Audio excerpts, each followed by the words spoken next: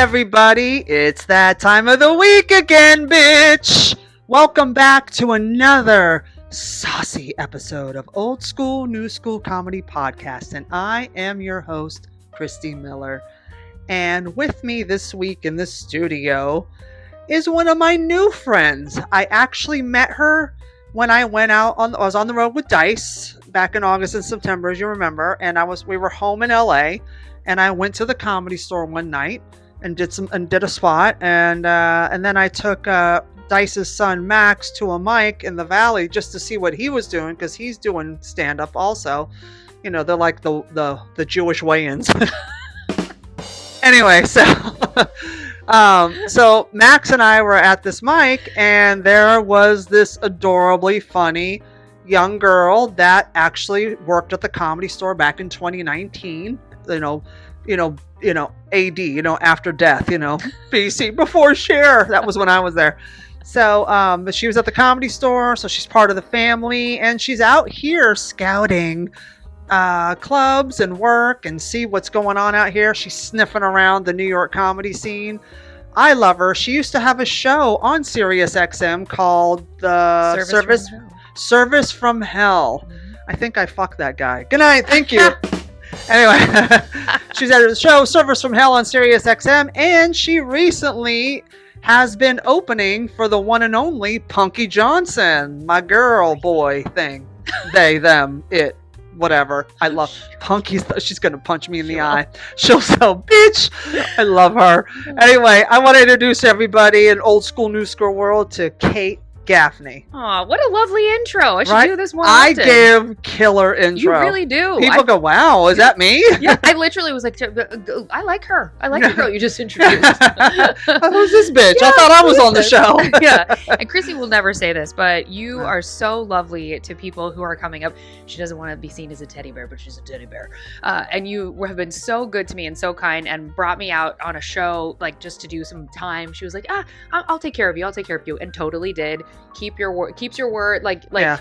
I don't know. I'm telling all the secrets, but like, it's all right. Really nice human being over here. Really, like, you're good to people, and being good to new people is hard, especially for women. And I feel like you know you're solid. Yeah, it is hard. Like, for years, I hosted potluck. So I hosted the first half, and Skippy Simon or somebody would host the second. But I was always the first half. That was my jam on Sundays. I loved it.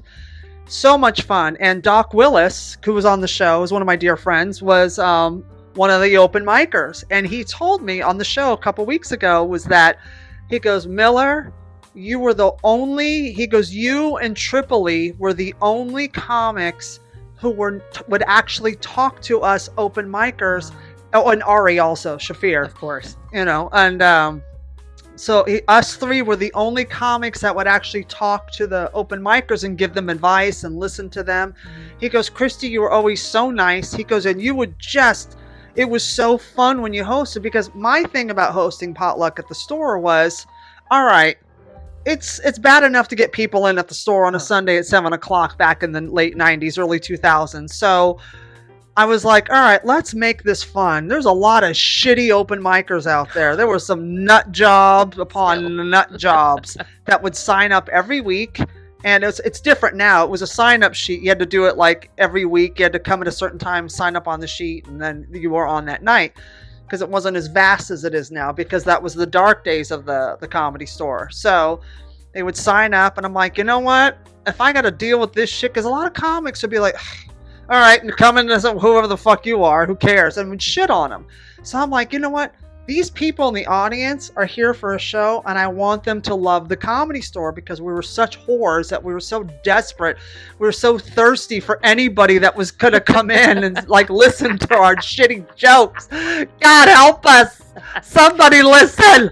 So we were so hard up. Like, I had my pussy was hard for any fucking warm body that sat in those seats in front of the potluck section.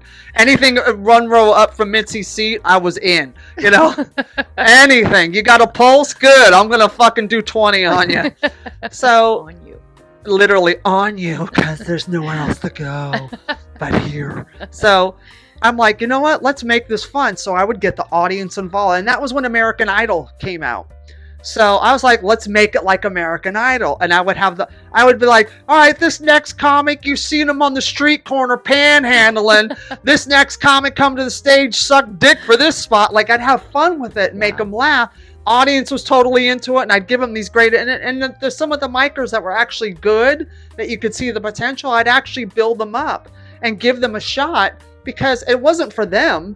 It was for the audience. That's right. I was totally doing it for the store, for the fact that I wanted people to have a great experience. So, and I'm there to have a good time. So it would become this big show, and I'd get the audience involved. Like, you're the judges. You tell me if they suck. If they suck, they're never coming back, and it's your fault. They would die. Like, because it was funny, because I was, I'm not mean. Yeah. I roast, and I'm a ball breaker, but it's coming from love, you know? Right. So the audience would be so into it, and we just have this whole thing. So it would just be rocking. So, and as the potluck, the first half comic, it was from 7 to 10. You just bring the people up. First hour is open mic. Second hour is employee comics. Third hour is showcases, and Mitzi would come in. So 3 hours, you're in front of these fucking assholes. Too long. Right? It's too long. And then at the end of the 3 hours, after the last showcase, the lights drop. Then I get to do 10 minutes. At the end of 3 hours. That's too long. That's too much. I can't. I died. So I didn't have to do it. And it was just so fun. And by the time I was so happy at 10 after 10. I'll bet you were. Because I was like, oh, Lord, get me in my car and get me the fuck out of this place. I would spin out of there. That's how the servers feel about potluck. I would murder children to not have to work, because it moved to Mondays. And I was like, please, just not on Mondays, please, please, please, because it largely became an audience of comics. To get it was still like, to get a warm body that was audience, like real audience, you couldn't. And so if they were in there, you were just praying to get tipped, but you still had to make the comics get the 2 drinks. Yeah. And so we went to management all the time, and we were like, please, can this just be a wash? Like, it's just the OR. We'll work the main room. Can we just ignore that room? And they were like, absolutely not. Everyone has to still get 2 drinks, because they were getting greedy then, because they were making money. Right. So they figured, if you want to be here, you'll pay for 2 drinks. And they would, but it would always be 2 bottles of water and no tip. Yeah. And it was like, you don't think we talk? We talk about who tips and who doesn't tip. Oh, when Fat Tuesday first started, Eleanor, Lauren Peltz, and me were the only comics who were brave enough and didn't give a fuck that they were all black people and they didn't tip and they were from the hood. We didn't give a shit. We had a blast. You probably made money. I made money. Yeah. So did Peltz, and so did Kerrigan. So that was like when I first started. That came on a couple of months out. And the greatest part about potluck, this is how West Hollywood and how white this was back in the day. Because of Fat Tuesday, we finally hired a black waitress named Olympia. Well, isn't that nice? Isn't that a diversity hire? We'll get the collared girl. They'll like her. Oh, okay, Mitzi. I'm like, okay, calm down there, Mitzela. But it was so, me and Elle and Lauren would be peeing. This is back when we were waitresses back. Yeah. I was a waitress for like a year and a half. Quick, in and out. Because I was there to do stand-up. Sure. So it was so hilarious. And we would pee. Like, oh, it's just, Mitzi, she wasn't racist. She was just so funny. She would just, her inside voice was completely outside. Oh, there was no inside voice. So like potluck, Fat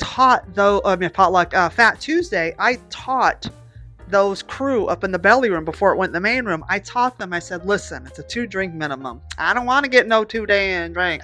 And I was like, girl, and I would tell them, look, work with me. I'm going to work with you. Work with me. You're going to get a shot and you're going to get a soda. There's your 2 drinks. Done. And she goes, what? I go, see, it's only 12. It's like 13 or 14 bucks versus 20. She, oh, girl. And they would tip me because of that. You hooked it up. I hooked them up big time. And there was one guy that used to play for the Tampa Bay Buccaneers. I can't remember his name. He would come every Tuesday, sit at the background table in the belly room and watch. And he would get a shot of amaretto and a soda, whatever, back. Tell me you're black without telling me you're black. Amaretto shots. Tell me you's hood, girl. If you don't tell me you hood. That is my girl, Amaretto, girl. Amaretto Lynn. She's country, you know. That's my country girl. She was in Coal Miner's Daughter, bitch. Don't try it. Don't try me. That's Amaretto Lynn. I'm such an ass. That's all my ears opening for Mooney. That'll do it. Wait, so he would sit in the back. He'd get those 2 things. Those 2 things, and leave wrap. me. Yeah, and you know. Would he tip well? very well. See, But they all took care of me. And then when Guy Torrey went off to do movies and stuff, Buddy Lewis took it over. And Buddy Lewis is like Guy Torrey's from the hood, his brother Joe Torrey, Poetic Justice, all these dudes, right? Funny as fuck. So Guy's going on to do movies, so he changed the handle over when in the belly room still before it got big to be in the main room to Buddy Lewis. And Buddy Lewis was a warm-up guy, very corporate, very clean, very Disney, very nerd, very, very suit and tie, very demure, very, very unsuspecting, very, very easy for the white people to like. digestible. Right, very, he can stay, horrible, right? But he was so delicious and so positive, but it's so funny. He changed the vibe up there, and he would always say, "That's my girl, Chris. You better take care of her, cause she'll fuck all y'all up." But he wouldn't say fuck. He'd say he'll bust you all up. He was so clean, and I'm the degenerate. I go, how did I become the degenerate with all these idiots?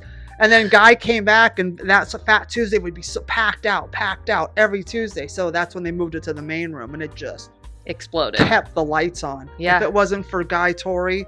This is why when people would complain about all, like, we say urban now, like black urban rooms, I would say, like, wasn't there a period of time when those were the shows that are the reason the Comedy Store is actually still here? That is the exact reason the Comedy Store survived. And that's the exact reason. The 90s, the late 90s, the dark days, the Fat Tuesday kept the lights on. And, and Mitzi, the thing about Mitzi too, is she loved black comics. Like she loved characters. She loved crazy. She hated clean. Oh, and that's why she loved Richard Pryor so much. Yeah, because he was so emotional and he was all his feelings were out in the audience. Like he wore it on his sleeve. Yes. His emotions would be out here, and he would just be describing them to you. God, that's such a great way of saying it. He was. I used to know him. My God, Mooney used to take me to his house. Yeah, I have a lot of stories. I have a lot of stories, bitch. Oh my God, I know. I should. People tell me you need to write a book, and I'm like, yep. But anyway, but Mitzi loved that, and I remember, and I've told this story on the show before.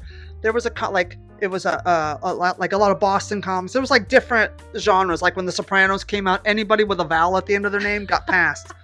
That's when Sebastian Maniscalco got passed. And we were like, what? Because he wasn't very good at first, I heard. Sucked. That's what I heard for a long time. Oh my God. I love him now, for the record, but I heard he was garbage. Stop it. Does she? Stop. Though? She does. But I heard he was garbage. Horrible. And Dice fell in love with him because he was Italian. I'm like, sure. I go, God, you just want to be inside his skin. What are you, fucking Hannibal Lecter? Like, what is happening, Buffalo Bill? That tracks with the brand. But so puts the lotion on the skin and she gets the hose again. Oh! That's a perfect impression. You can tell I don't hang out with him. Never met him. Never. But you were like, there were pockets that she would pass. If they were yeah. So when The Sopranos was big, she won't, because Mitzi wanted on her roster everybody that ABC or NBC back then, because they were the kings, were looking for casting. She wanted her roster to be the ones that they asked for. That's fucking smart. So she liked the character. She liked the people with the edge. When Joey Diaz came to the Comedy Store, I thought she was going to suck his dick right there. She was in love with him, because he was so wild and so different that she was instantly in love with him. He got the whole world. Brian Holtzman is a legend at the store. Legend. Holtzman is like one of my favorite human beings in the entire world. And, I just talked to him the other day. He sends me postcards. I call them postcards from Holtzman. Yeah. Wish you were here, whore. He's the sweetest. He's the biggest teddy bear in the entire. He's like, you should come to Austin. He's like, but I won't be there in December. I'll be back in California. And I'm like, well, tell me when you're there. Yeah, and I'll go. And then I'll go. I'm not going if you're not there, because you're the only reason I want to go. I don't give a fuck about the rest of those jerk offs. Even they'll be like, whip it out, daddy. Yeah. Yes. Give me an open spot. Come on, Tony Hinchcliffe. I'll scissor you, you little bitch. Too soon? It's dicey for this. It's not dicey for you. No, I don't give a fuck, because they don't give a shit about me. People give a shit about you. You're Do they, you're though? very funny. She's very funny. Thank She's you. very funny. Thank you. But when Mitzi would pass those pockets, would that actually happen? With like the networks would come in and then they would say, "Oh, okay, we see your roster. We want." Of course not. No, they went to the Improv because they were clean. Get out of Yeah, here! yeah. Wait, the Improv was doing clean comedy? The Improv is corporate cruise ship. Oh fuck, I didn't know that. Oh my God, Bud would walk around with his monocle. Very nice, very nice. Tell me that dude Thank had a you. monocle. Is He that had real? yeah, he had a monocle. Come for on. real, for true. That's a cartoon. For true, hunty. that's a cartoon. He's a No, cartoon. he was a cartoon. He was like very nice, like, "Hi, Christy, how are you? Very nice to see you. Yes, very nice, very nice." No thanks. Was he from LA or where was he from?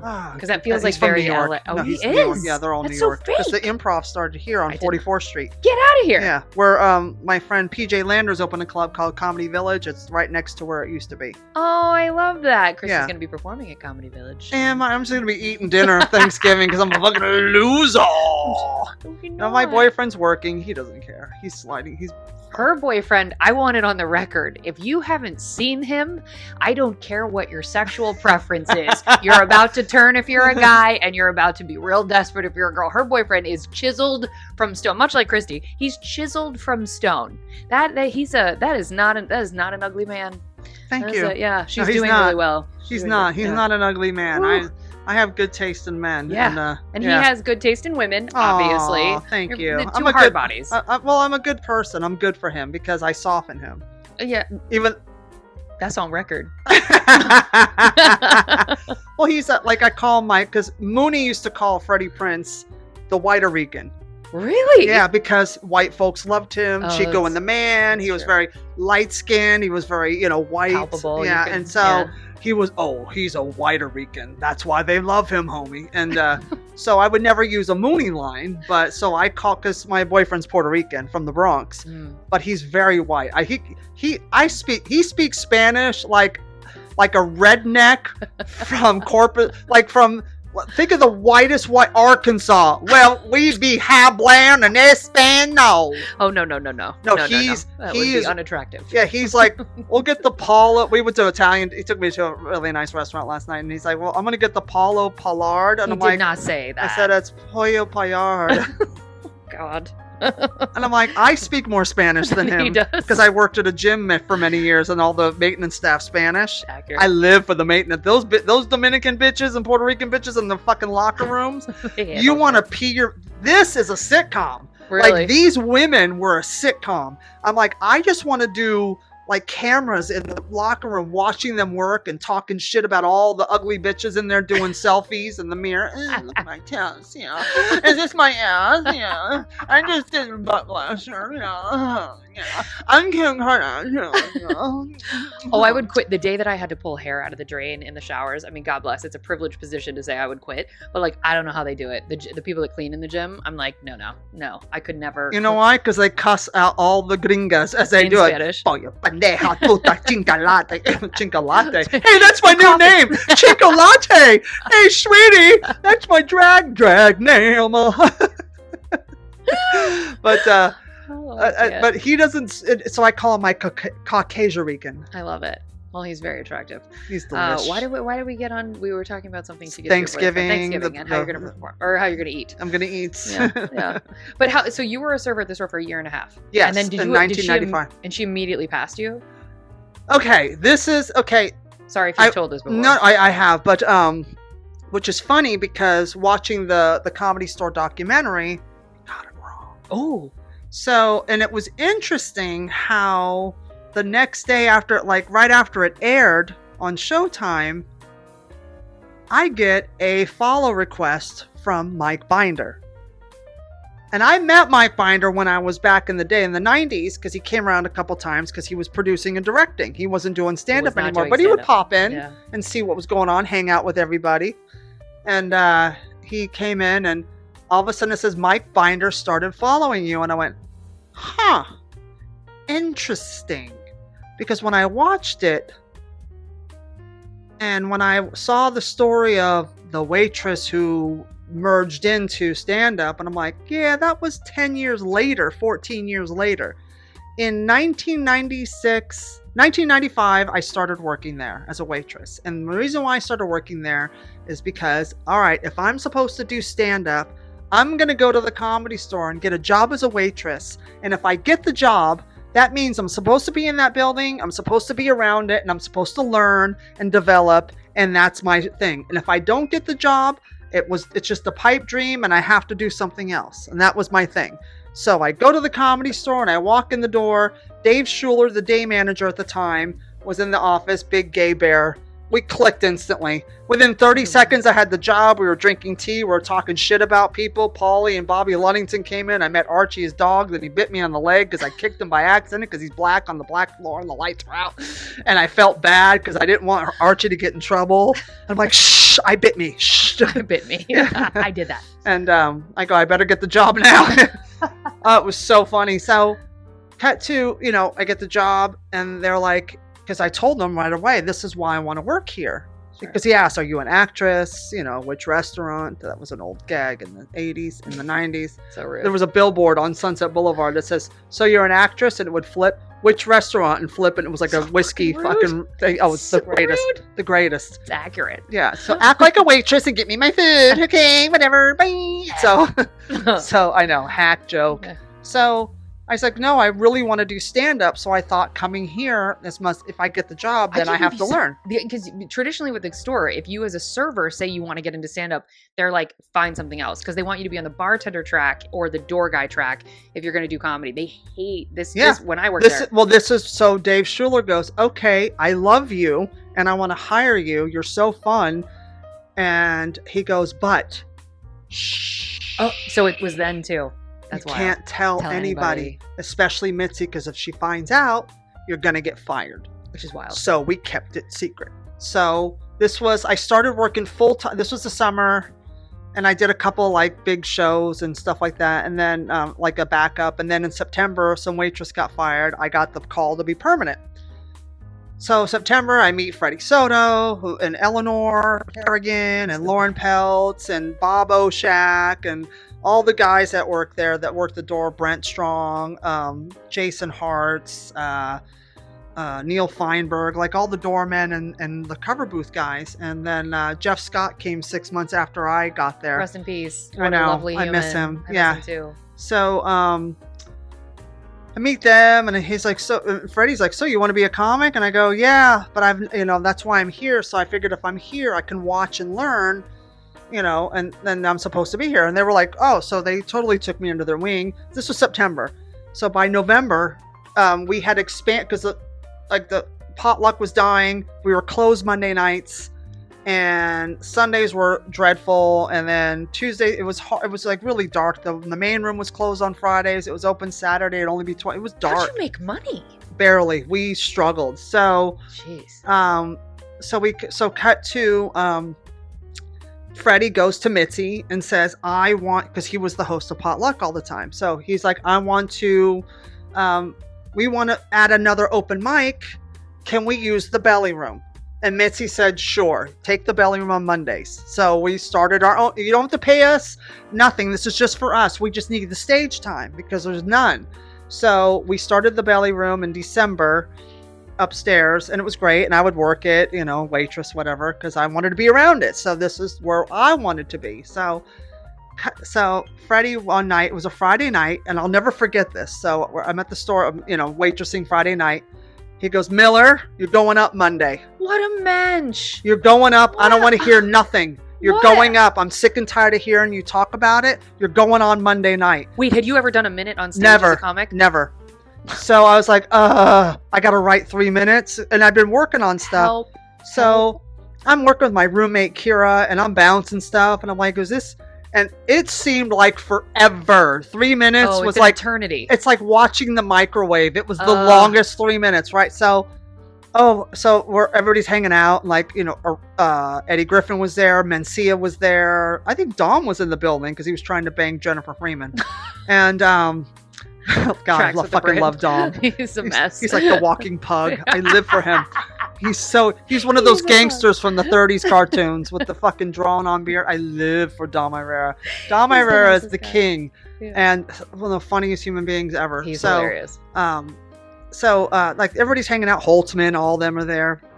Dave Edwards, and because everybody's hanging out because it's another night, so somewhere to go.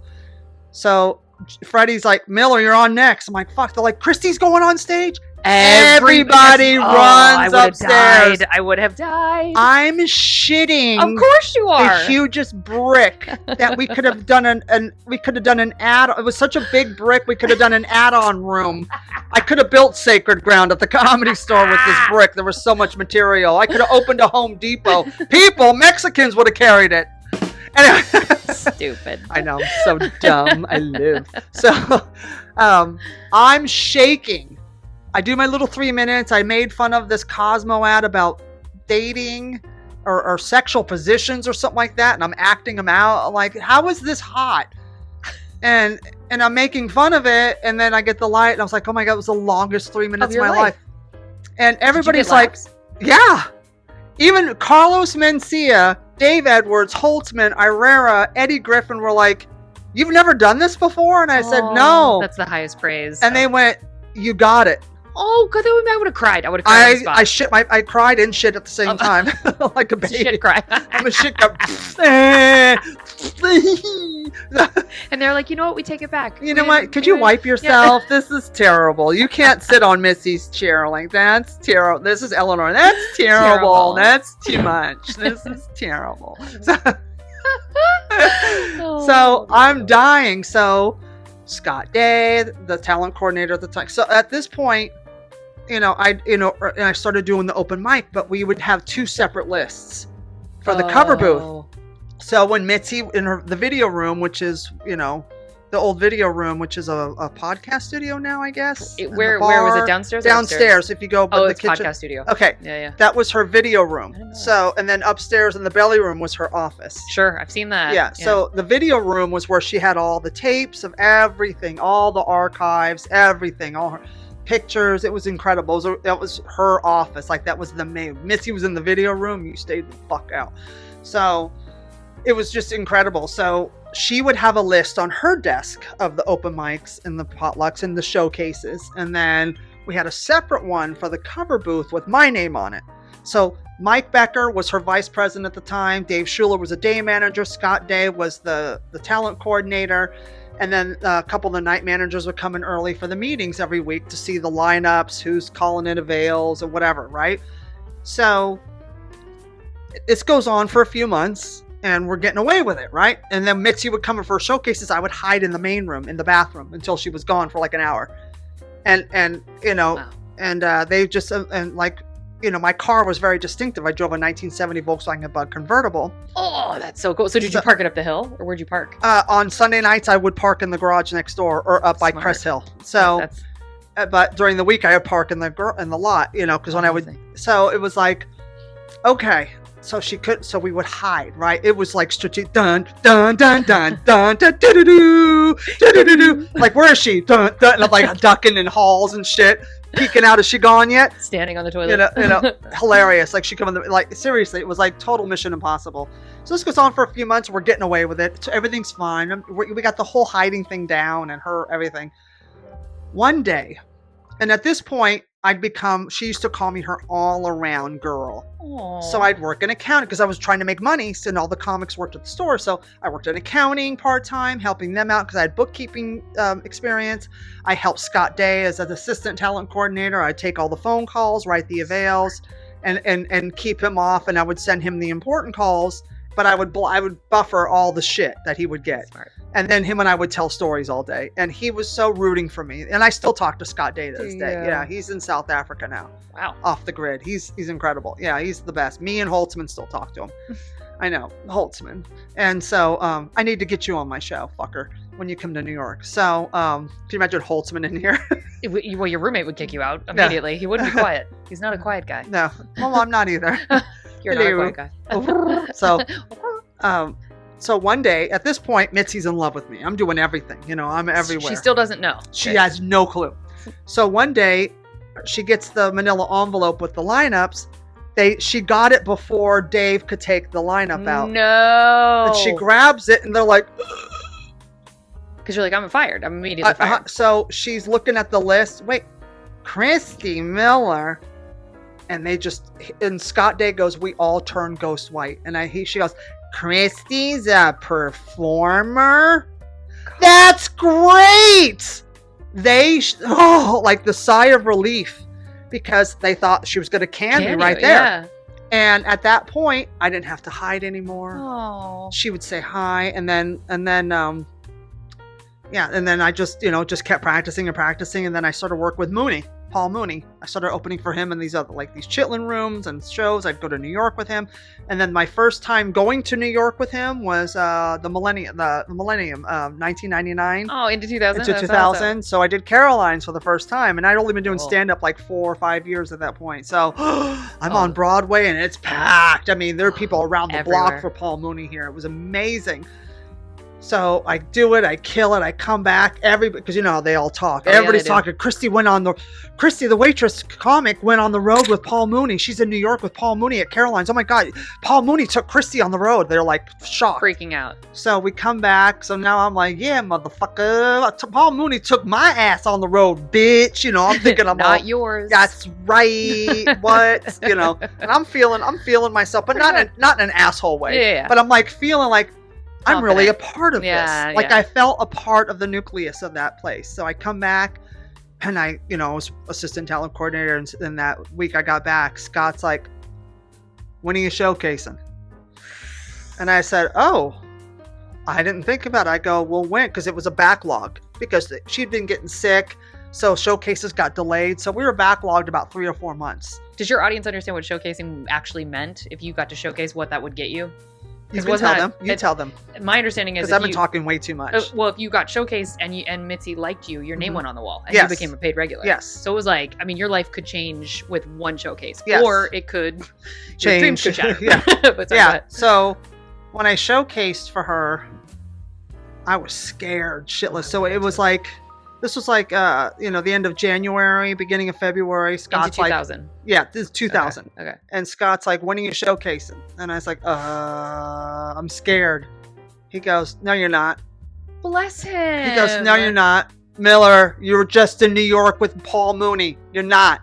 You're showcasing. So, because he had to go through him. Had to get, I was an employee, so I automatically got referred, because you have to have a referral to get showcase spots. Would that bump you up ahead too? Yes. Ahead of the log backlog? Yeah. And was it 3 to 5 minutes, or how much time? At the first time, it was 3. 3 is not 3 is for anyone who doesn't do comedy. 3 is no time at all. If you can get jokes out in 3 minutes, it's like. But it wasn't about the 3 minutes of jokes. It was about Mitzi knew the moment you grabbed the mic if you had it or not. I'm gonna die. I didn't know that. Yeah, she'd be like, I remember one time I was sitting with her. This is after I was a paid regular, when I was hosting, and I would sit in the back with her, and she would go, and then they bring up a showcaser. Oh God, get him off! I go, he didn't even say nothing yet. Was she? I mean, I never. She was right. I wish you could name names. I don't remember. I don't remember. That's sad. So, that says everything you need to know. But earlier, talking about the genres of people that she was trying to that she was past. So. Talking about clean comics and cut out nitty gritty. So cut 2, we're all working, and there was a bunch of Boston comics coming in. There's one, Patty Ross at the time was opening for Dice, and one of his best friends, that was his girl. Eleanor was the head waitress. I had stopped waitressing, and I was just doing stand-up full time. And then we're all there because Paul D'Angelo, a comic from Boston, an old head, was friends with Patty Ross and Steve Moore and all of us, and Dice and Wheels and everybody came to showcase. We pushed for him to showcase. Wow. This is probably one of the funniest writers on the planet. Paul D'Angelo, if you're out there, I love you, I miss you, and you should come into New York and do my show. You and Steve Sweeney. Steve Sweeney's my favorite comic of all time. So, cut 2, he goes up. He does his bit, Suck World, which is his closer. It's a murder bit. It is unfucking believably funny, and it was about taking your kids. Don't go to Disneyland and ride these stupid faggy rides and shit. He's like, amusement parks should be more of like life. Teach the kids about life. Welcome to Suck World. That's divorce, the roller coaster of divorce and child support, and he had this whole thing. It was so brilliant. He crushes the OR. Wow. Destroys. Mitzi goes, he's too polished. Get him out. Oh, you've got to be joking. face, my jaw hit the ground. I was like, what do you mean? Which meant he could not showcase for her again. That was Nope, a wrap. that was you a get wrap. one time. He Whoa. belongs at the Improv. But when she said, he's too polished, You know. I went, that's done. That's the nail in his coffin. And he was so upset. We were all upset. Yeah. We were so upset because I'm like, come on, he's one of us. You know, he's a good dude. So then was that around the time you got to actually showcase? And like, how did your That was showcase before I showcased. Or no, that was before? Was it before? Yeah. So I'd be shaking in my boots. Oh, especially I if was always scared. Yeah. Because I'm like, I've watched big names get turned down there. Yeah, I have because too. she didn't like them. She's Ooh. like, they're too. Because she liked raw. She liked to authentic. She liked to be able to mold comedy. Yo, she did. Justin Martindale was the last comic she passed, I think. And yeah, that's. And she liked to take because she would see. That's like Sebastian. We always make fun of how shitty he was because she saw it, and I was like, God damn, that bitch saw it, and I didn't. Wow. Because I just thought he sucked. But look at him. He sucks so bad. He's selling out stadiums. Who the fuck? He's a millionaire. Meanwhile, I'm doing free spots on a Friday because I need to work material out for my next album. It feels good. It's Yeah, like a warm hug. it's a nice karmic payback to Sebastian because he sucks. Because I'm glad he's doing so terrible that he's selling out stadiums and a multi-bazillionaire, and I'm like, can I pay rent this month? This is great. Whose dick do I have to suck to get this bill paid? Hi. Hey. How much is that Taco Bell cantina bit? Okay. I'm fingering the fucking kiosk.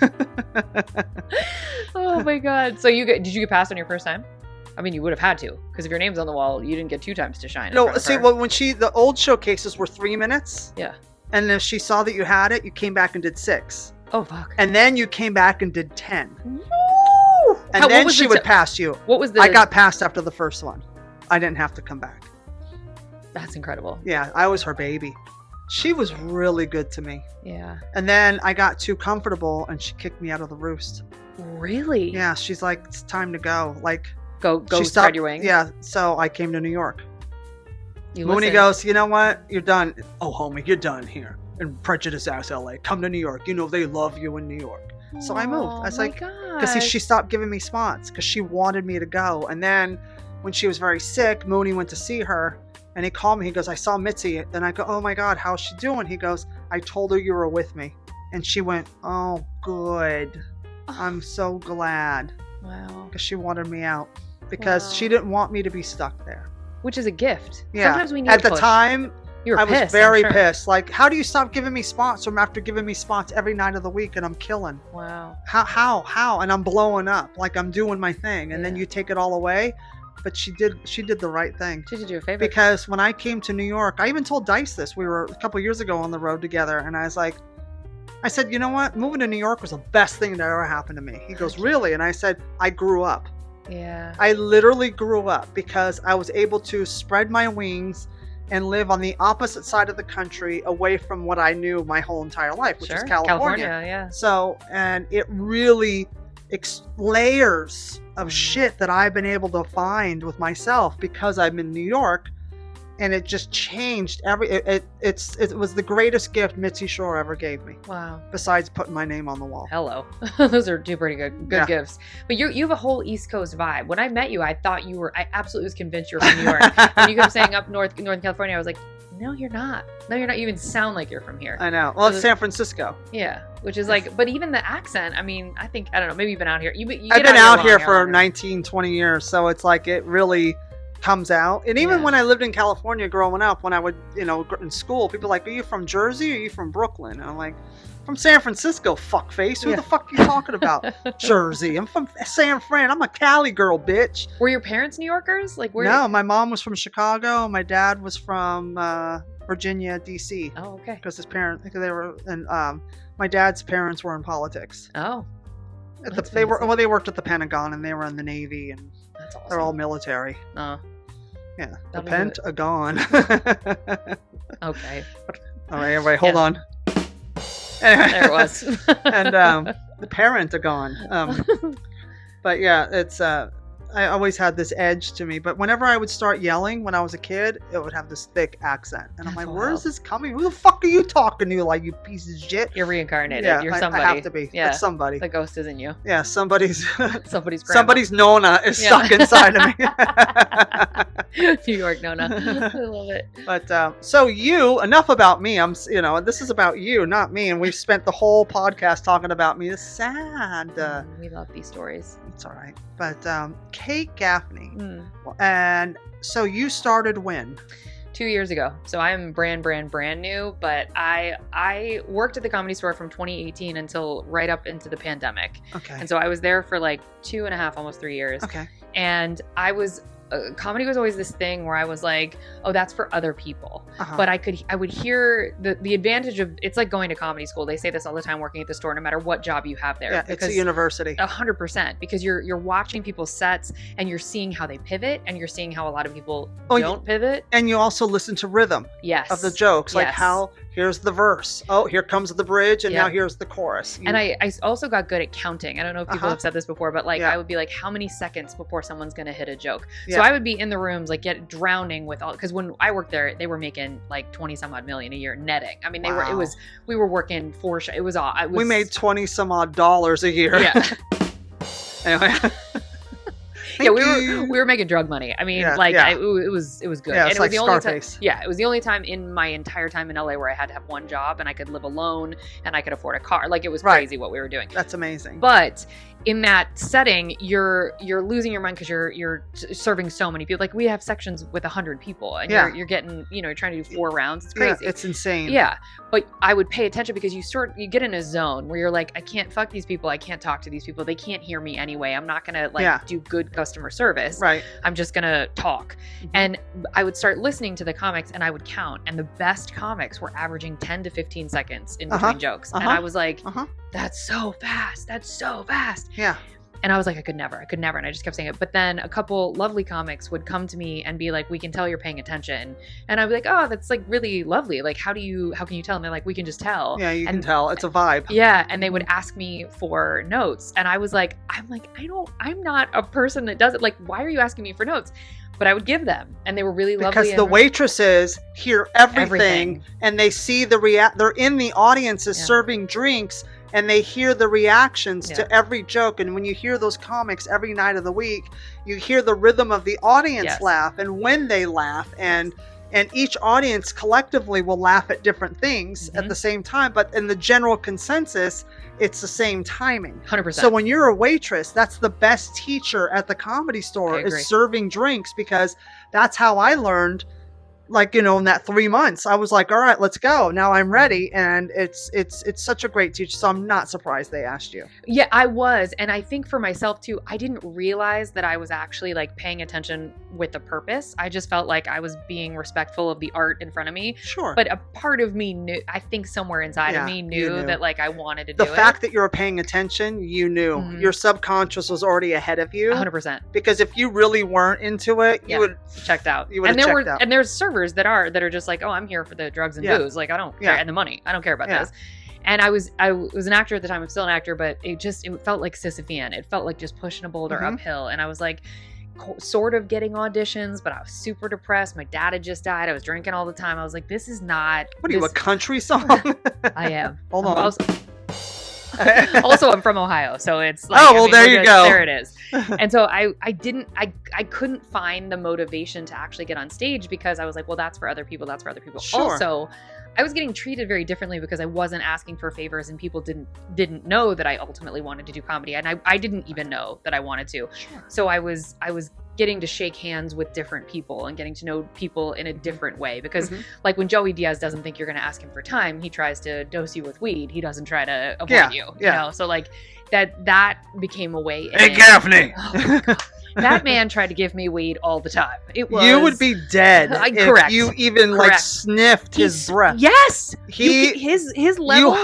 Oh, I don't. Can't. I'm straight edge. Yeah, you. I hug Joey Diaz. I'm Yeah, high high. for 14 days. That's so hardcore his brand. And that's dead serious. Him.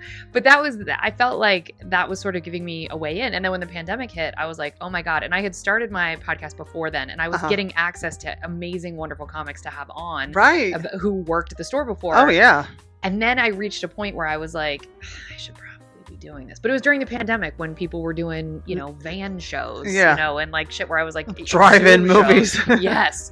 Which I wrote my album on Zoom. God bless. My friend, an OG that came up under Kinnison, my buddy Jim Madrinos, he was a writer on MTV all those years, and he used to do a show, and I came on and did his podcast. He started booking the Broadway Comedy Club online in December because Al Martin asked him, hey, I don't want my club to disappear the way Dangerfields did. Wow. Will you take over the booking and run it online? Because he had a video production company, him and his buddy John. Brilliant. Will you do this? I'll give you all my mailing lists, use my name, use the emblem, use the logos, I don't care, just keep my name alive, please. So he did, and we all worked, and I would headline 3 shows a week. Wow. And Madrinos asked me, he goes, Miller, how do you do it? He goes, you have the same energy on a Zoom that you do on stage, and I've known you for 1,000 years, and since I started, I've known him. And he goes, how do you do it? I said, I'm a whore. And when that little red light's on from the Zoom camera, I'm not Cindy Brady going, I am just Skank-arella, like, ready. Okay, who's listening, bitch? I got this.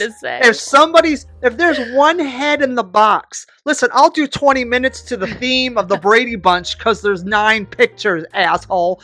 Like, I don't give a fuck. It gets you better. I mean, I bet. But it was great because before the pandemic, I started working with Dice again. I hadn't seen him in like 14 years, and I started working with him again. So working the theaters got my timing back with big audiences, right? That's right. Because it's different. It's so different. Yeah. So I was like, oh God, I haven't played a theater like this in so long. This is so great.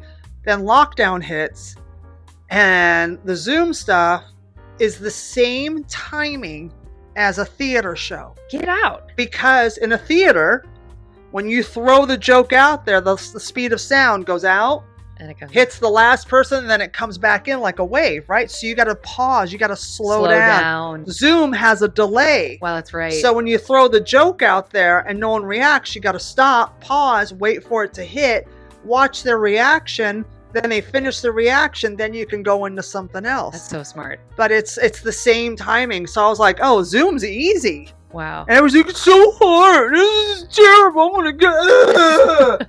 Like, God, get over your stuff. You're lucky you can get on a computer and talk to people. That's true. That's true. But I wrote my entire album on that Brutally Yours on Apple Music, iTunes, Spotify, Amazon Music, wherever you stream.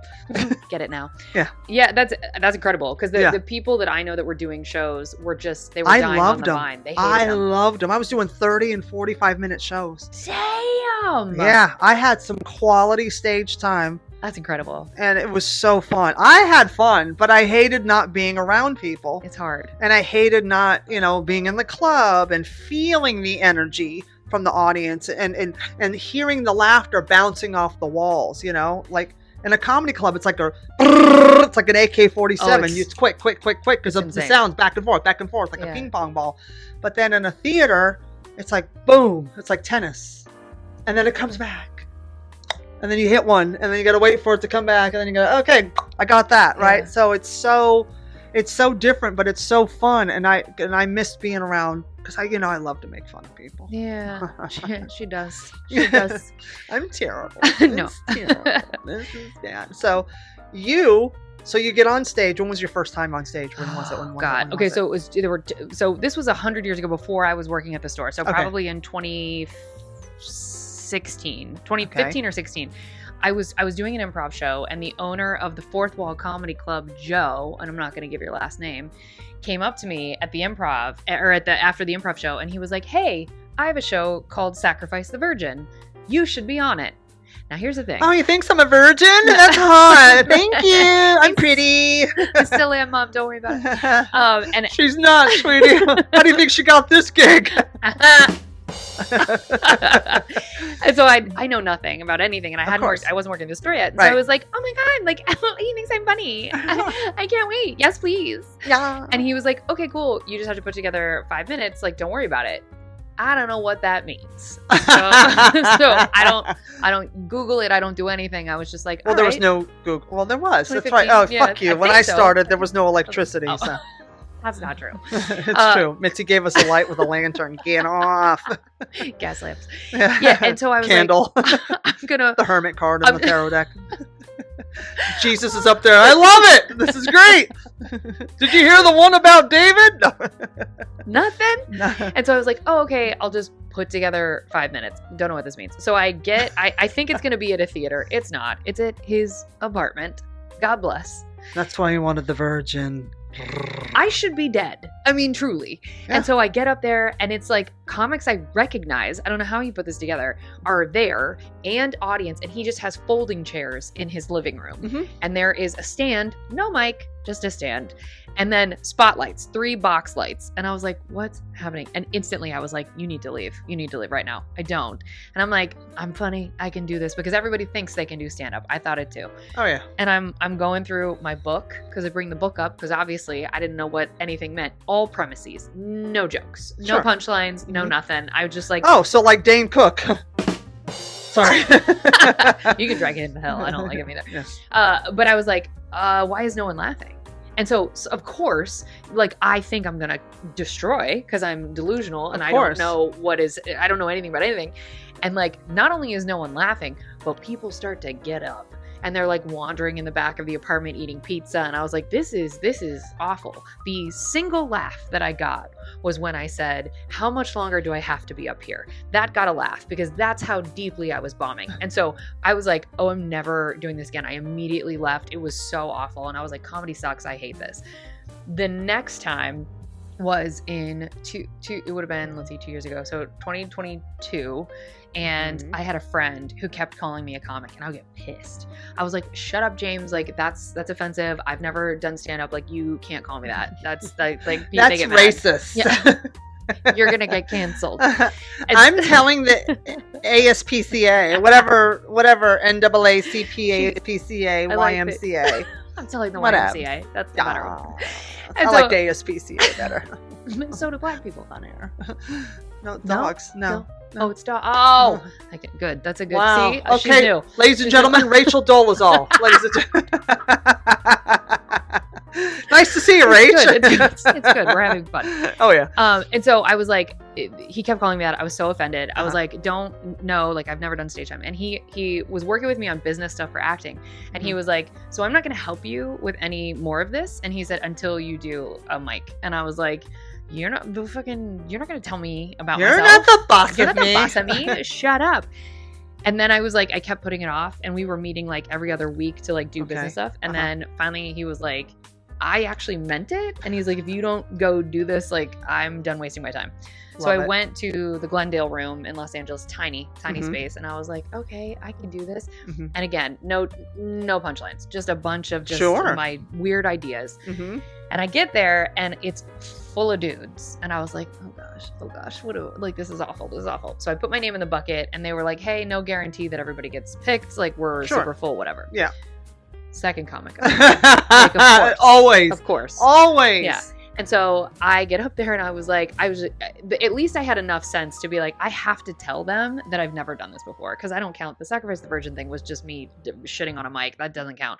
So I was like, hey, everybody. How is it a mic when they didn't have a mic? Fair point. That's a callback, sweetie. Remember when she told the story and there was a stand and there was forget it. We talked about it. It's good. Very smart. Good hosting. Am I though? So I was like, all right, the room is not warm, but I didn't know what that meant either. Because even having worked at the store, the room, like, people just expected to laugh. So I didn't recognize that the opening comics were like warming the room up. The Comedy Store was set up that all that was already done before you get there. Right. That you Like literally the fluffing had happened outside in life, in line, on the way there, whatever. Yeah. And as soon as you got in, you were banging the bitch in the porn. Yeah. I mean, and they were like primed and ready. There was lube. They were ready. And so it doesn't go terribly, but like it just, I don't know. I mean, I bombed. I for sure bombed. But I walked off and someone dapped me and I was like, this feels like drugs. I want to do this all the time. It's amazing, forever. Isn't it? Even though I was eating shit. Doesn't matter. It doesn't matter. And I was doesn't like, matter. Oh no, I'm one of them. But I could only do that one mic in the week. And I was like, I went back to my friend and I was like, okay, I've done it. And he was like, you only did one? And I was like, well, you said one. Yeah, I honored my commitment. And he was like, okay, well, next week you're doing 2. And I was like, so man, I had to find another mic and I had to be in a room I didn't know. And I was like, oh my God. So that was the first time. And I bombed, but it felt like drugs. Yeah, it is a drug. It's a total adrenaline rush. It's making people laugh. There's nothing. That's why like in the 80s, like when comedy was in its heyday back then, when it was just everybody was a comic, everybody was getting sitcoms, everybody was on TV, everybody. And, there'd be lines around the block. There's 3-4 shows a night at the Comedy Store. So these comics would go on and that rush of killing in an audience, right? Of 300-400 people. And you come off stage and then it's nothing. So they all got into cocaine because it's the same high. Mm-hmm. That's why a lot of them were cokeheads in the 80s because of that. They didn't know how to come. I remember one night I got off stage in the OR, murdered, and then just taking pictures of people in the back, like shaking hands and hanging out. And I was the star, oh, she's so funny, blah, blah, blah. I get my car to go home and it was like 11 o'clock and I'm at 11:30 and I was gotten to bed and I'm watching The Tonight Show with Jay Leno by myself, crickets chirping. And I'm like, wow. And I literally sat there and I went, this is why comics kill themselves. I mean, that's not even a bit. Yeah, it's that's true. Real. And I literally sat under the covers and went, wow, this is how comics kill themselves. This is deep. Like, not like I was going to or I was upset. No, but you can understand. But I was like, whoa, I get it now. Oh, yeah. Like, now I actually get it. And I'm like, holy shit, that's dangerous. Oh, Kyle Kinane talks about that, because now he lives up in Portland, and he's talked about it several times on podcasts where he was like, yeah, being on the road, like, yes, there's this enormous high when you're on stage, and he's like, it's the come down, because then you're alone in your hotel room, and it's like the same. People think that you're gonna get time to like go adventure into the city, and it's like if your time slot to perform is like, just say positively, it could be 8 or 9 o'clock, and you do an hour. Yep, that's 10 o'clock off stage. After you do a meet and greet, you're lucky if you're out the theater by 11. Yep. By the time you get back to your hotel and everything, it's midnight. You're not going to go. And then you're on the road, so nothing stays open the way New York does. Nothing. So it's nothing. Like when I'm on the road with Dice, we go back to the hotel. All right, I'm going to shower and I'll call you. You can come up afterwards. And I'm like, I don't want to come over. I want to take a shower and go to bed. Like, I'm fucking done. Yeah. And it's like we're spent. And then we get up and have coffee and hang out. And it's just, but you're not trying to go out because also too, when you're doing 45 or an hour and it's such an adrenaline rush the whole time you're up here. And then when you go down, when you crash, lights out. I sleep like a baby. Oh, I bet. Because I crash hard. Because my brain crashes. When my brain shuts off, it's a wrap. Like I'm asleep. Well, and it's hard to explain to people, I think, and of course I've not done a theater anywhere near the sizes that you have, but it's hard to explain what it actually feels like to share collective energy where we are all on the same page. Yeah. Because by the time you get to where Christy is and you're doing theaters, the audience wants to like you. I think that for sure in the open mic scene and definitely in the smaller comedy clubs, the audience is a little bit like, earn it. Show us what you can do. Oh, you think you're funny? Yeah. All right, I just paid $25 and 2 watered down drinks, bitch. You better make me. I don't know who the fuck you are. That part, especially if there's names on the lineup too, where you're like, okay, cool, I've got to earn it. And as a woman, that when you get to where Christy is, where you're opening, and they're like, oh, we love Dice, so anybody that Dice brings with, we're gonna love them too. But also on the contrary to that, like being with a Dice Clay, who's an icon, and also being with a Paul Mooney, who's an icon, they don't give a fuck who's on in front. Get off. We want him. We want them. So you have to go out. Like Dice literally goes, you just go out and attack them. And I said, yeah, I'm not going to let them off the hook. Yeah, you have to. I'm here representing you. My job is to warm up that theater of 1,500 people. So all you have to do is just walk out and just do your shit and not worry about anything. That's right. You know, that's my job. I'm the fluffer. Yeah. You're the fucker. Mm. So, hey, you see a motherfucker? Because I could use some dick, sweetie. Get it? You can push it. Okay, I don't know which the one bottom it is. right. Bottom right, this one. I've done it. I've done it. So it's like, but that's for me, my job. It's not about, look at me, everybody. Yeah. I'm opening for dice. It's like, okay, it's like, I'm opening for dice. All right. It's quick in the dead. Yeah, you know, like right. Both barrels are out. I got to go out and warm this crowd up. Otherwise, it's going to be a shit show for him. And I murder. And then he goes out and has a great time because the audience, so he feels that warmth, so he could just skate right into anything. Like when I did my album, Brutally Yours, on Apple Music, iTunes, Spotify, Amazon Music, wherever you stream. Get it and I did it at the comic strip on the Upper East Side. I had my best friend, Teddy Smith, who's one of the greatest comics in New York City, do 10 minutes in front of me. Like I had Eric Marino host, and I had Laura Patton, Teddy's protege, do like 5. And then Teddy went up because I knew Teddy was going to murder, because he murders wherever he goes and gets standing ovations. He's like Richard Pryor and Bernie Mac if they were one person. Oh, God. Yeah, he's intense. So he goes up. I mean, just rips the walls down. So I'm like, fuck.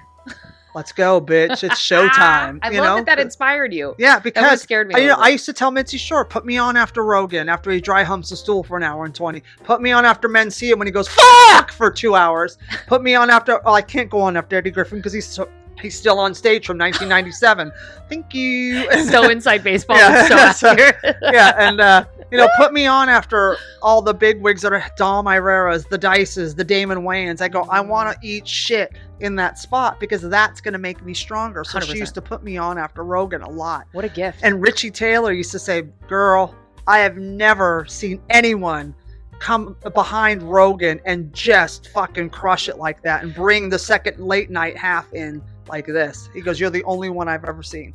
A skill that you're probably aware that you have this, but a skill I've observed in you is that you'll, like, the thing that she does is she doesn't abandon. So if you're going to go after, or not after, when you're going to include. I commit. Yes, because there was a person at the show like a week ago, she did not want to participate. She wasn't, or the guy was watching the Warriors game on his fucking phone.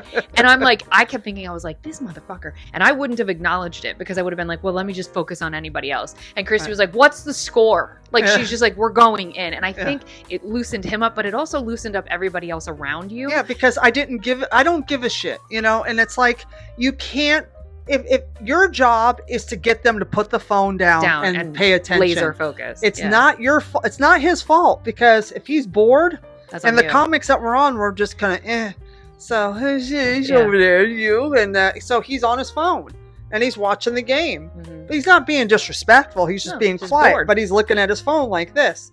And he didn't look up, so I clocked him. He goes, oh, I'm sorry, I'm watching the Warriors game. And I'm like, oh, that's how I go out. I said something like, make me feel, I don't remember, but I was playing with it because I don't care.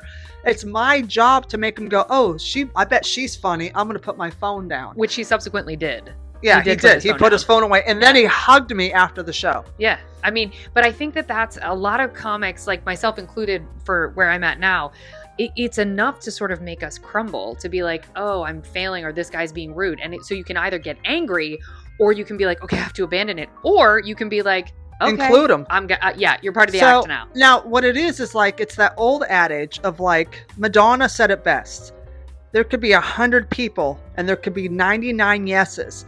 I'm going to remember that one no and obsess over it. That's right. Mitzi Shore was the same way. If someone didn't like her, or someone didn't want to deal with her with casting or anything, she was laser focused on that person to win them over. Wow. Because it's that weird, like, fear of missing out, fear of rejection, like, I gotta win, you're gonna love me, it's that thing. And it's like, I don't give a fuck. So they always say, play to the tables that like you, and that's a huge thing. So if you play to the tables that like you, if you're sitting there, you're sitting at one of the tables that like me. Yeah. So and if you're doing something stupid like watch a Warriors game and not tell me the score, you fucking scumbag, and not give me the play-by-play, I don't have no use for you. Yeah. But it's like, I include people because I never take it personally, and you can't ever. Can't. Your job is to get them to go, wait a minute. I don't want to look at my phone. I want to hear what she has to say. And everybody always comes up to me, like how I got my record deal, Brutally Yours, on Apple Music, iTunes, Spotify, wherever you stream. Get it now. How I got the deal was my buddy Mark Riccadonna sent it to the girl that owns the record label. She does a lot of comedian records, and he did 4 of his albums, and sent her my Andrew Cuomo bit. And her husband listened to it, and her husband says, stop everybody. Let's do this album now because I want to hear what she has next to say. Ooh, what a compliment. And that is the key. You want them to go, what is she going to say next? That's such good advice. I hadn't thought about that. Yeah, keep them, stay committed. Yeah. Don't back down. Don't cower to a joke. Don't go, oh, I shouldn't talk like that because it's going to be fucking do it. Yeah. If you feel it, do it. Yeah. Say it. Yeah. Commit. And use those improv skills on stage. That has helped. And let it go and just see where. That's what I do. I just riff until I find the rhythm of it, and then I stick to it. It's I've said this before. I don't know if you can if this feels true for you, but I feel like a comedy show is. There's a wild horse that is the stage, and it is your exclusive job is taming that horse, and the audience is in a cart behind you, and they're so terrified that you don't know how to calm this horse. And if you just stay in your confidence and you're like, I got it, I got the horse, then they can relax, and they're more apt to laugh if they don't think you're going to screw up, because the vast majority of people don't want to watch someone fail.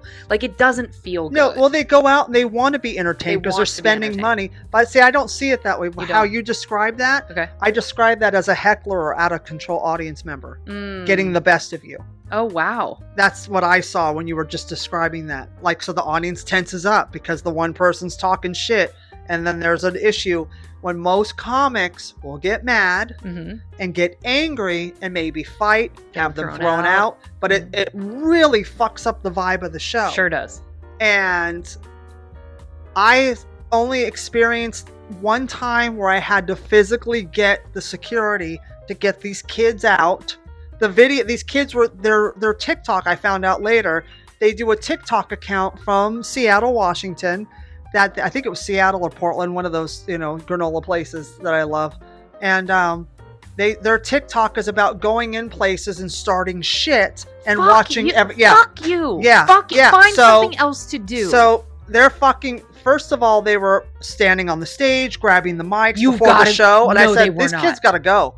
So you saw it from backstage, as I was coming in the room. Oh no, man. So the host, she went up. One of my dear friends, Janice Vassetti, she's a legend here, and she has a show that she runs Wednesdays at a Broadway Comedy Club, and she's been doing this for 35 years, and she develops new talent and stuff. So I'll have to introduce you to her.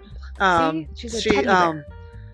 So she's hosting, and then my buddy Eric Marino, who wrote for Leslie Jones and is in New York, because we're on Saturday Night Live. He wrote Weeds. He's written a lot of television shit, and then he was a ghostwriter for Punky Johnson while she was on SNL. And so he goes up first, and I was second. So Eric got very pissed because the kid wouldn't stop, and he goes, "Fine, come up here, stand up here," and he was angry.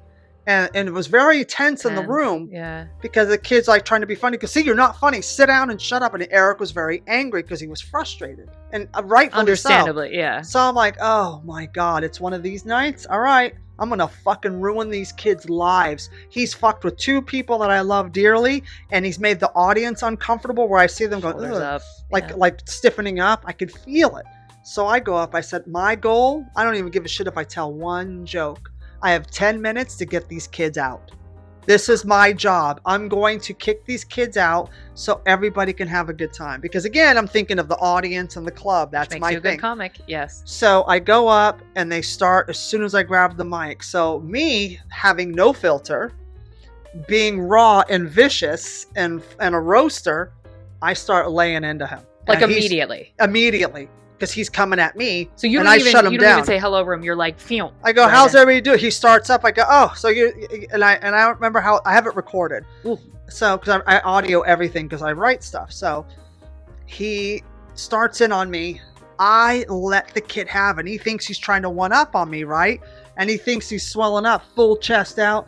And I was like, dude, I could out bench press your dad. Look at you, you little half a fag.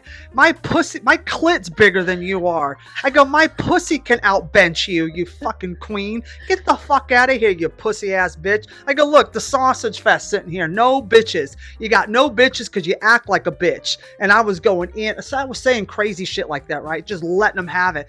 To the point, it was so tense, but the audience was on my side because I was taking them on. I wasn't bad, and my roasts were getting laughs. Good. So finally, the security guard, they got him from outside and came up to the room, and they got him out. So as they're kicking him out, the audience is applauding. Of course. And I said, good. I go, did they pay? Who gives a shit? I go, okay, I'll see you guys at home. Love you. And that's a great way out. And I go, the kids today. And the audience was laughing. And so I said, okay. They're gone.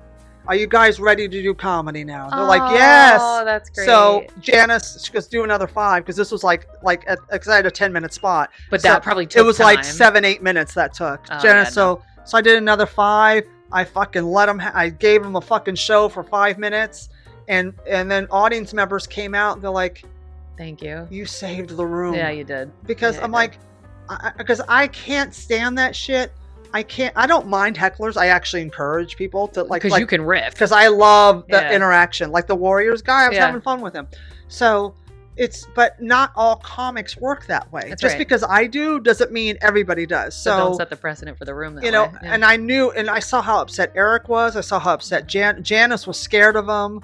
And I'm like, oh, fuck this. Yeah, no. Fuck these punks. So I punked them hard, got them out. And then a few days later, I was at a gym, and the girl that works the front desk, she goes, you're going viral on TikTok right now. And I went, what? I go, I don't even have TikTok. And she goes, look. And she sent me the video. So he They filmed. videoed the entire thing. That's so fucked. Yeah. That's so fucked. Yeah. Good thing you didn't do actual material, because they would have fucking put. That's. Yeah. But and they were like, oh, she's a cunt. Ha ha ha ha. Like, you got her. And I was like, I don't care. But also, what? I go, how come? I go, did I get any followers out of this?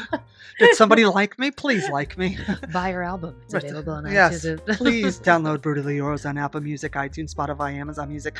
And it's like, I got nothing out of it. I go, see, going viral don't mean shit. Yeah. But it was funny. So that's the only time I had a horrible experience with a heckler, but I didn't have a bad time.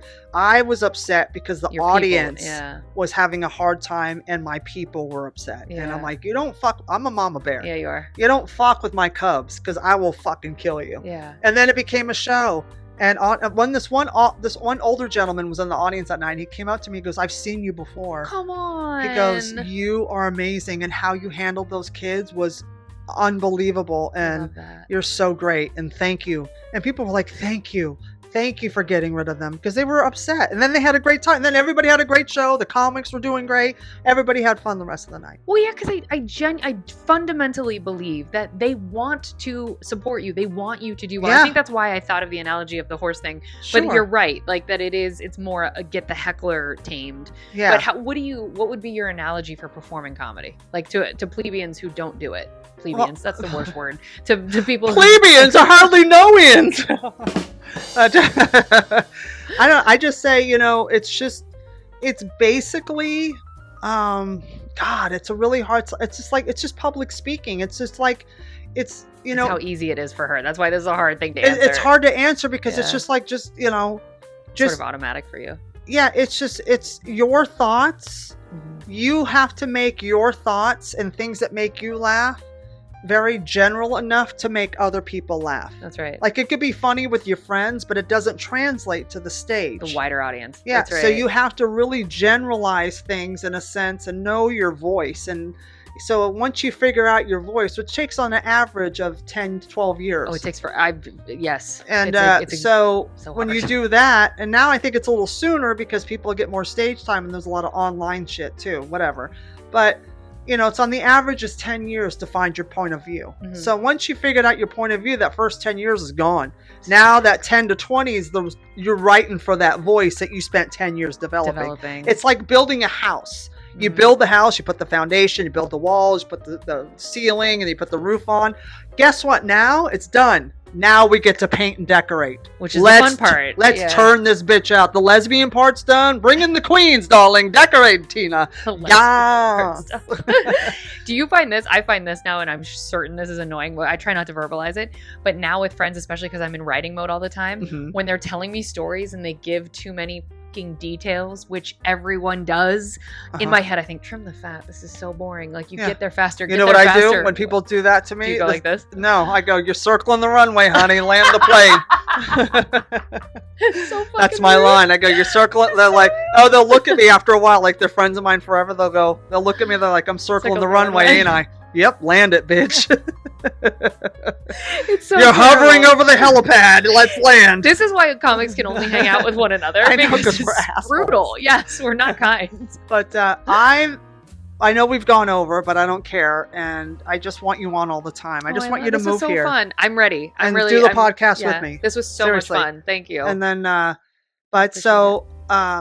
I loved having you on. I'm so happy I met you in LA, and I'm so glad that I went to that shitty, stinky, cigarette-smelling open mic, and that crazy old lady followed me around and held my hand for 10 minutes. Oh, she loved you. I related to you. She loved her. No, honey, you fuck your cousin, and you live in a cabin in the mountains. No, darling, I shower, darling. Oh, no, she was adorable. I loved her. She was everything. And Max was like, I go, don't hate on my fabulous fans. She's hot. You want to fuck her, don't you? And he's like, oh my God. He's so uncomfortable. He's so creeped out. But I always wrap up the show with my segment I call Two Questions. Two questions. I got to get a theme song for that. Yeah, you do. You need like a little ding, ding, ding. Yeah. So, okay. Question number one, Kate Gaffney. I'm ready. Is there a bit a comic has done, besides mine, that made you go, God damn, that was brilliant. I wish I had written that. Yes. What was it? Nate Bargatze, I know he's very in the zeitgeist right now, but he has a bit where he says New York is not actually a melting pot. He said it's a bunch of different pots that only hang out inside of their own pots living next to one another, and goes on to talk about living in Chinatown and how the landlord of his property was an old Chinese lady who only hired old Chinese men to do any of the repairs in the building, and that if there were something broken in the apartment, like the sink, if she had communicated that it was actually something under the couch, he was like, well, I guess they're gonna fix underneath the couch, because he couldn't communicate at all, because he's like, I know literally 0 words in Chinese. And it's so smart, because everything about it is, I just love, because it's so concise and it's right there, but also it's so simple. It's so simple. And it made me see New York in a completely different way. And I was like, he's right. He's right. And I don't even live here. And I have had landlords like that. Now that is a great example of a bit that may be funny with your friends, or in your head it seems funny at the time because you lived it, but he just generalized it so everybody can relate to what it's like to live in New York City. 1,002,000,000,000%. Comedy right there. And it's a brilliant, it's on, I forget, I think it's on Tears of a Clown or something. I forget which album it's on, but it's it's one of those bits that I re-listen to, because I think it's so funny. I actually still laugh. That's what I'm talking about. Yeah, that's you're amazing. Right. No, it's really smart. I love smart comedy. Me I too. like anything that makes me laugh, sweetie. Like my shitty Cher impression. Okay. Shitty. So question number 2. Here we go. I opened for Paul Mooney for many, many, many, many, many, many years. And Paul would close his shows with street jokes. I love it. And he would Mooney-ize them. Oh, so he'd add a Mooney twist and just bring the house down. I'm like, who else but Paul Mooney could close with 3 street jokes and murder? And for street jokes for non-comics, like there'd be like popsicle stick jokes or like dad jokes that you're internet jokes, like you're like, everybody's heard them. So how is he murdering on jokes people? Because he would twist them. He would add a little Mooney twist. So love it. And also we're comics. We like to crack each other up with stupid shit. In the green room, we tell dirty, stupid jokes or whatever. Or in the car as you're driving to the gig, we're telling jokes. So it's a filthy place. Yeah. So what is your go-to street joke? Are you ready? Oh, I'm so ready. Knock, knock. Who's there? Nobody. Nobody who? How dare you? Oh, it's my favorite. I love that stupid joke. I tell that to the kids I watch sometimes, and they don't laugh either, and I repeat it. Mm-hmm. Yeah, that's my favorite one. Okay. Yeah.